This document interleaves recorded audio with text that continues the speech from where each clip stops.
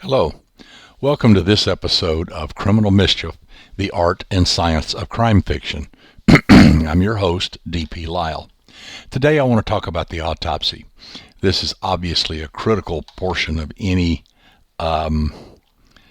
forensic investigation into any unknown death or any criminal proceeding, and it will obviously impact your stories because so much can happen at the autopsy that will determine the who, when, where, and how. An autopsy is a scientific procedure, and it should be viewed as that. It should be conducted as that. Autopsy simply means a self-look. Auto means self, and opsy comes from optic, the same Latin root as optic. And so it means a self-look. It means looking at yourself. And so an autopsy is a person looking at themselves. Now its purpose is to examine the corpse and look for evidence of the cause and manner and time of death and things like that, and is done by examining the body, by dissecting and doing microscopic examinations, by doing toxicological testing, blood testing, whatever else that the medical examiner might deem necessary for him to make the determinations that he must make. Now, one of the big questions that comes up that I often get from writers and I see out there on the internet is that, when is an autopsy done? What happens? Is it done immediately? Does it take a month? What's going on here? Well, it may be done immediately, and it may take several days, and it may indeed take weeks and months to do. It depends upon the location, number one. In other words, in a small jurisdiction, a small town like Mayberry, it may take a while. In a large city, it may also take a while because they have a backlog. They have bodies stacked up at the morgue in L.A., and it takes time to get through those because there's so many hours in the day. On the other side of the coin, it may be that it's done immediately because they have a big enough staff, they have a small enough schedule that they can get to it. And in a small town, also it may be done fairly quickly because what's the undertaker or pathologist or whoever is going to do it, the procedure, what else have they got to do? They don't have much going on. Who does these? I mean, obviously a forensic pathologist is the one. Someone board certified in forensic pathology would be the ideal situation, but often it falls to the clinical pathologist, which we'll talk about in a minute, is the pathologist at the local hospital. In many small towns, it's the undertaker, and he may even be the coroner, or he may be the coroner's designated autopsy guy, if you will. Other things that can impact this is that if they don't have someone locally who can do it, they may send the body away for autopsy to a state lab or a county lab or some other lab that is more sophisticated and more equipped and able to do this better or at all.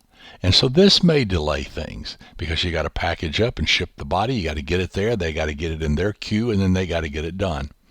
So a lot of things impact when an autopsy is going to be done. Now, this can be used in your story.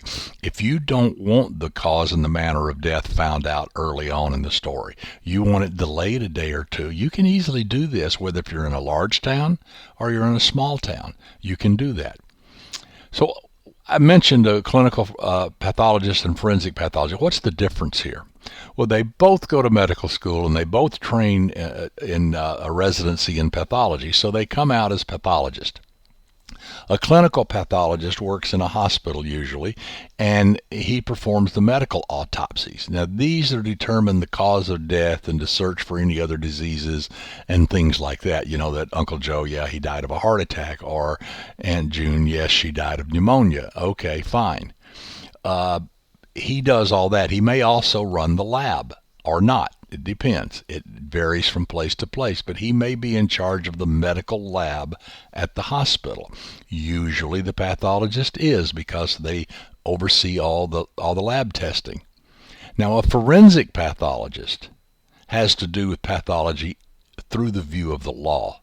Now, a forensic pathologist usually takes a couple of more years of training after he finishes the clinical pathological studies. So it's a couple of extra years. And so this is done, like I said, from a legal point of view. So a forensic autopsy, he's looking at the cause, the manner, and the time of death. These are critical things in any investigation. So that's what a forensic pathologist does. So a forensic autopsy is an autopsy done for the purpose of the law. And what is it looking for? Well, it's looking for the cause of death. In other words, what illness or injury or activity led to the death of this person. What is the mechanism of death, and what's the physiological derangement? In other words, you may say that someone died of a stroke. That's the cause of death, but that stroke could be due to atherosclerosis in the arteries that supply blood to the brain. We call that an ischemic stroke, ischemic meaning lack of blood supply to a tissue. Or it could have come from a clot that was thrown from the heart in someone who had atrial fibrillation. We call this an embolic stroke. An embolus is something that travels through the bloodstream and sticks somewhere. In this case, the embolus would come from the heart and go up the carotid arteries into the brain and cause a stroke. So the cause of death is a stroke, but the mechanism can be atherosclerotic, it can be embolic. And this can be true of almost any type of death that you come up with, that there are multiple physiological reasons for it. I don't want to get too deeply in that. And the next thing he'll determine in the forensic autopsy is what is the manner of death. Was this death natural? In other words, a heart attack or a stroke or something. Was it accidental? Fell off a roof or electrocuted themselves, or was an automobile accident? Was it suicidal? Did the person intend to take their own life, or was it homicidal? So the basic answer is by whose hand and for what purpose did this death occur? And that's what the forensic pathologist must determine. This is critical, and I think you can see that, because if it's not labeled a homicide, then the police aren't going to get involved with a few exceptions. Some suicides and some accidental deaths, particularly if they take place in a workplace. What is the time of death? The next thing he will determine is the time of death, because that's critical in any case. It blows up alibis. It helps, it substantiates or refutes witness statements. If that wasn't possible, or this person wasn't there, the person was in another state at the time the person died, they didn't kill the person, unless they had an alibi and they were really kind of finagling things and they really were present. They just made it look like they were somewhere else. You see the storytelling opportunities here. But the time of death is critical. We'll talk about that in another podcast. So who gets autopsy? I mean, the medical examiner at the end of the day, or whoever's doing the autopsy at the end of the day, has their discretion if they're going to do an autopsy or not. It's not all or nothing. There's gradations here. They decide not only whether they're going to do it or not, but how much are they going to do. Sometimes they just do a head examination, sometimes just a body examination, sometimes just an external examination. They don't do any dissection at all. The medical examiner or coroner will decide what they need in order to determine those things they need to determine, the cause, manner, and time of death. And they will do what is necessary. But remember, they have budget restraints. And they're not going to do a full tilt autopsy with toxicological and blood testing and DNA testing and all that stuff on every case that lands on their table. They're just not going to do it. They can't afford it. And it's particularly in small jurisdictions. I think you can see the storytelling implications here. Floyd the barber in Mayberry could be the coroner. He could be in charge of the autopsies, and he could say, I got hair to cut. I'm not going to do it today. Okay? And so I'm not going to do that. I'm just going to say, hey, look, he died of a heart attack. He was found dead in his bed. And let it go at that. Happens all the time. So who gets autopsy? Well, violent deaths, of course, whether they're accidents, homicides, or suicides, those usually get looked at. Deaths in a workplace, I talked about that earlier, simply because workplace safety comes into play. Was there some workplace toxin that killed this person? Was there some problem with safety standards that caused this person to die at the workplace? All of these things are important. It's also done in any deaths that are suspicious, sudden, or unexpected. In other words, if a 25-year-old is found dead, it's a little suspicious, and it's a little sudden, and it's a little unexpected, because you don't expect 25-year-old people just to die unless it's an accident or a gunshot wound or something like that. But if there's no obvious reason, then an autopsy is going to be done. Obviously, anybody who dies in police custody is going to get an autopsy, especially in this day and age. Deaths that are unattended by a physician or that occur within 24 hours of admission to the hospital, or if someone comes into the hospital unconscious and never regains consciousness, these often will become what we call coroner's cases, and the coroner will be involved. Now, that said, I've practiced cardiology for 5 decades now, and I've signed my share of death certificates. And if I've got an 82-year-old guy who died in his sleep, and I get a call from the coroner's office, will you sign the death certificate? Of course I will, because Joe had terrible heart disease and lung disease and diabetes, and him dying in his sleep was not that big of a deal. But do I actually know that Joe wasn't hit in the head with a skillet? I don't. But we sign those death certificates because it's common sense. And obviously in the hospital, and someone's in the hospital and they're there and they have a rocky course and they end up dying. Well, we've been attending them for a couple of weeks in the hospital. We know what the cause of death is, and we know how to sign a death certificate. But if there's any question whatsoever, it becomes a coroner's case, and the coroner will get involved. Also, if there's any medical or surgical procedures going on and the person dies during one of those, then an autopsy is performed. Same way with abortions, same thing. The body is an autopsy is usually done to make sure that it was what happened. Was it a medical misadventure? Was it bad luck? Was it just one of those things? But all these things need to be looked at with an autopsy. Obviously, if a body is found, whether known or unidentified. So a body's found laying on the side of the road. Well, they're going to do an autopsy to find out what the cause of death was. Was this person hit by a car? Was it a gunshot wound? Were they strangled and then tossed out of a car here? So you see all the implications, not only in real life, but in stories that this can bring up. So identifying and autopsying an unknown body is critically important. Also, they usually do it before a body is cremated or buried at sea, because you only get one shot at this, and once it's cremated or gone, sleeping with the fishes, you don't get a second shot at this. So usually an autopsy will be ordered and done then. And then, of course, the court can order an autopsy being done. The medical examiner or coroner himself can also do that. Remember, they have subpoena power. They can decide what, when, where, and how. They have a lot of power, and the courts tend to back them up very strongly on this. So he may just decide, look, I need an autopsy in order to do what I need to do. So what's going to happen in the autopsy room? Well, the first thing they're going to do is identify the person. This is critically important. If you don't know the person, and you're doing an autopsy, you could make it Jane Doe number 10. You could do that, and you would if you don't know yet. But you do everything you can to identify the person.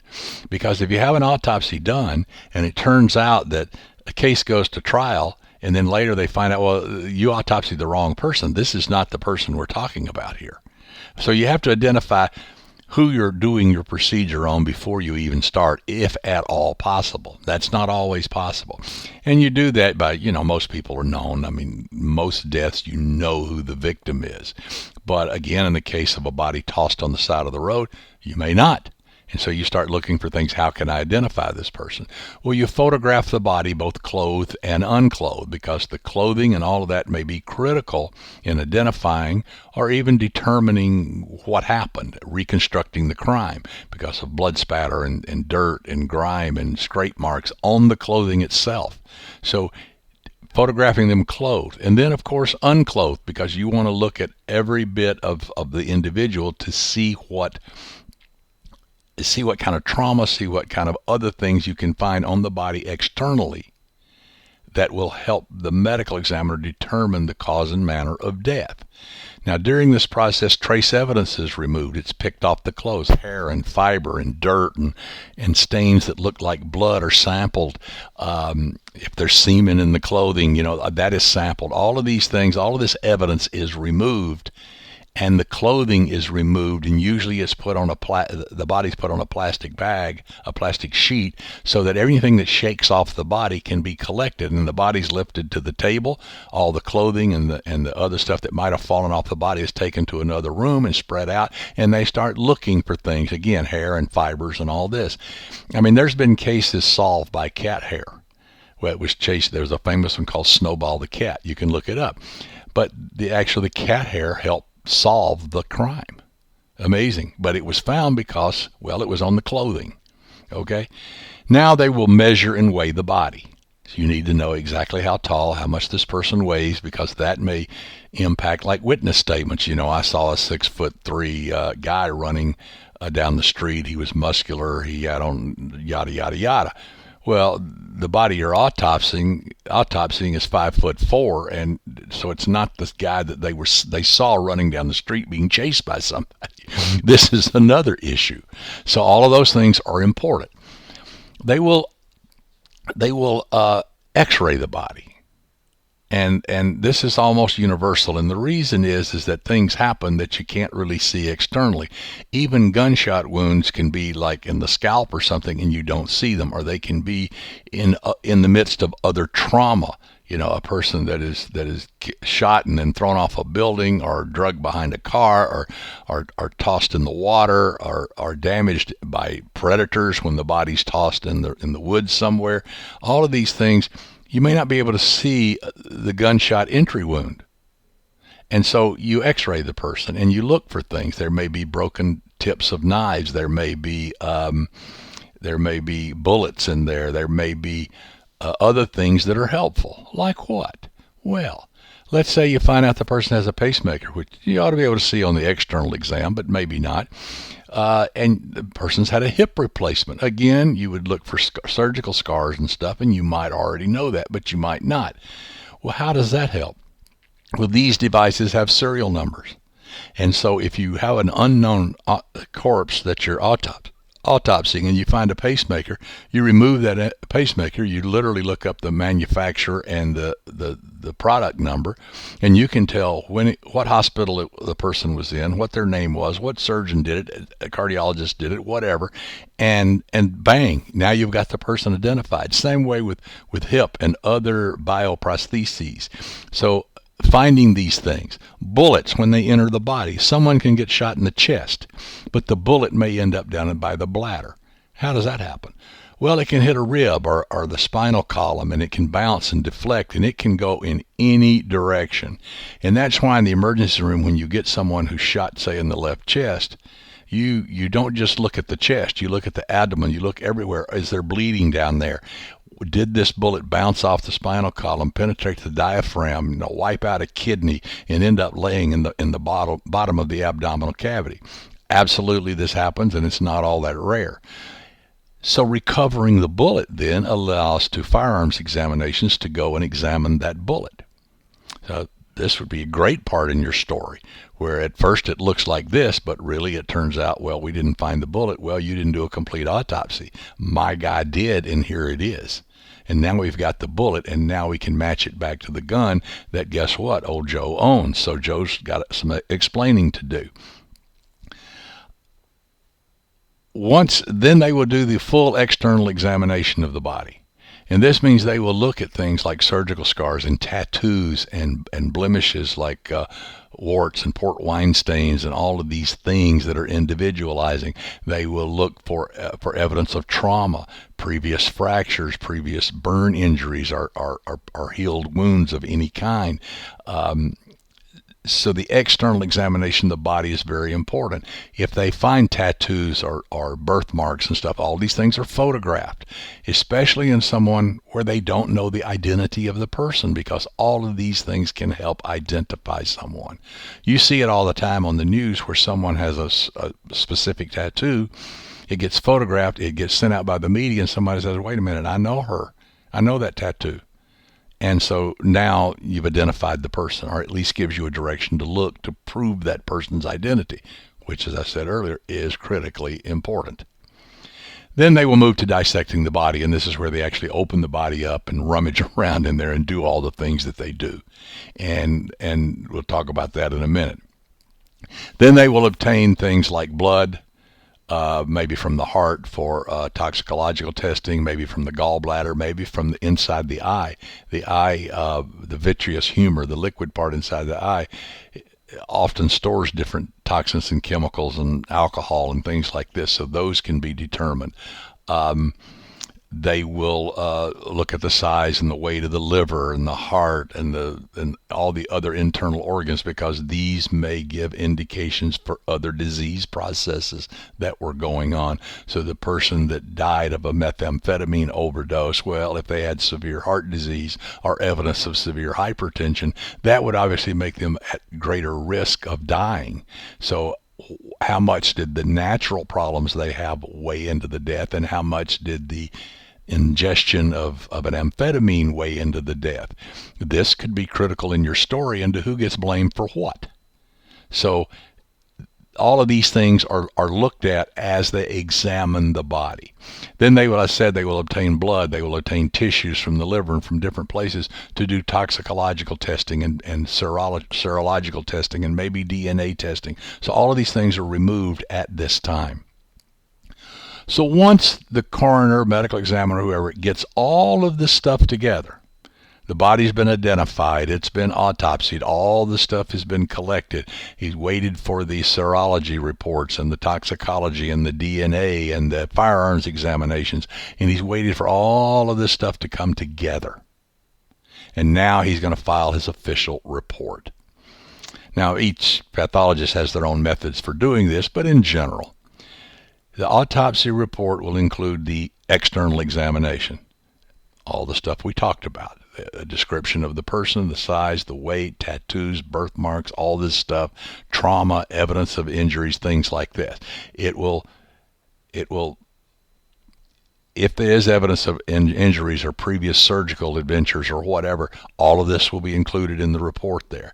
Then they will go to the internal examination, and they will talk about the brain and the spinal cord and the chest, all the organs in there, the abdomen, the pelvis, everything that is taken there will be addressed during this report. Then the results of the toxicological examinations. What was found? Was there alcohol? If so, how much? Were amphetamines found? If so, how much? Were other toxins found? If so, how much? And let's say the person is taking digitalis or some other cardiac medication. Was their level toxically high? Could this have contributed to their death? Obviously, the classic example, and the very common example, unfortunately, is someone has a very high alcohol level and they're killed in a car accident. How much did the alcohol play in the accident? They run into a pole. Was it alcohol or were they texting?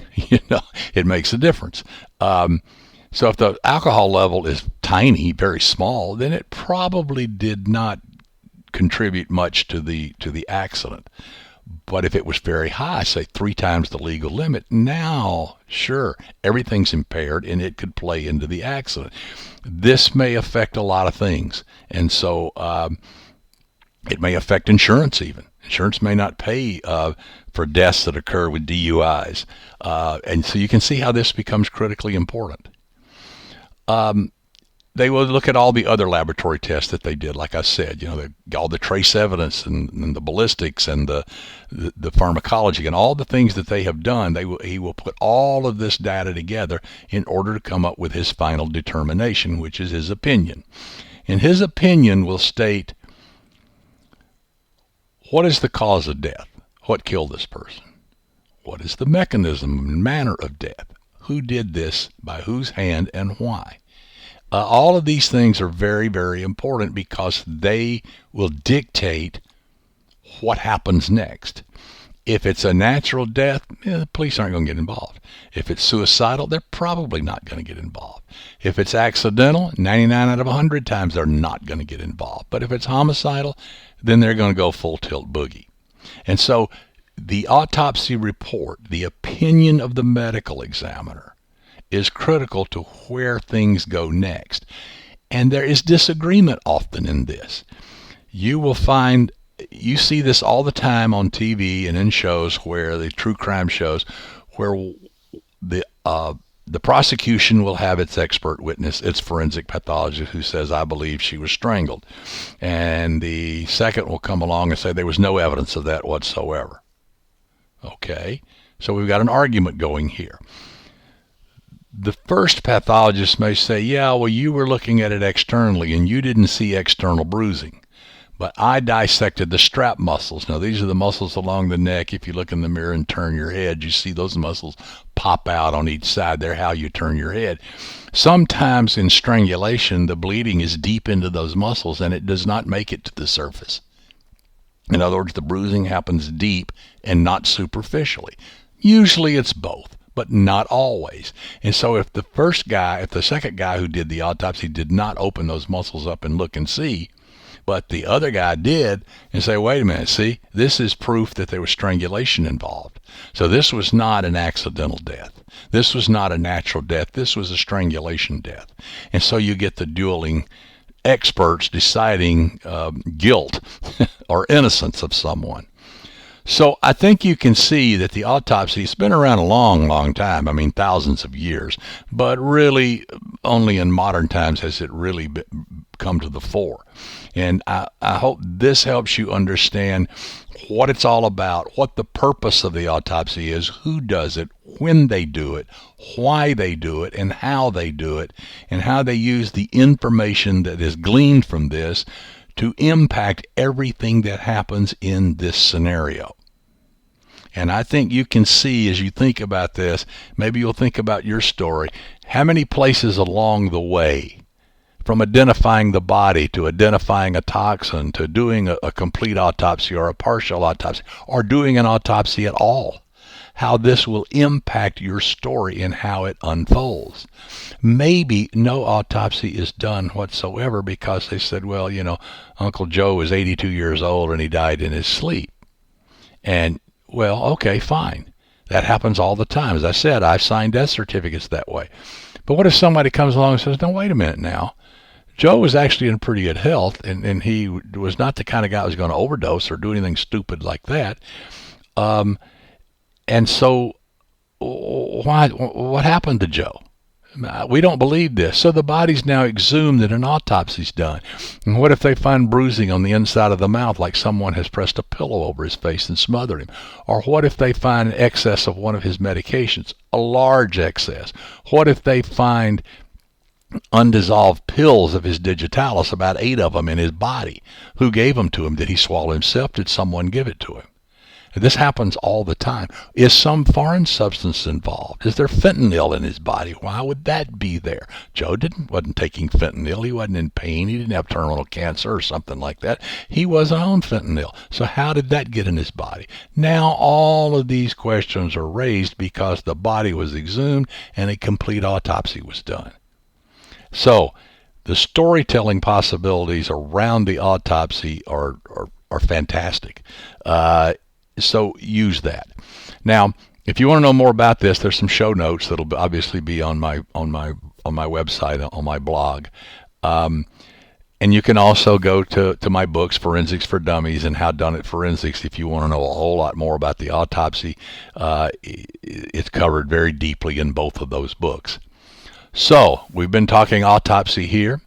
This is D.P. Lyle, and this is Criminal Mischief, the Art and Science of Crime Fiction. So until next time.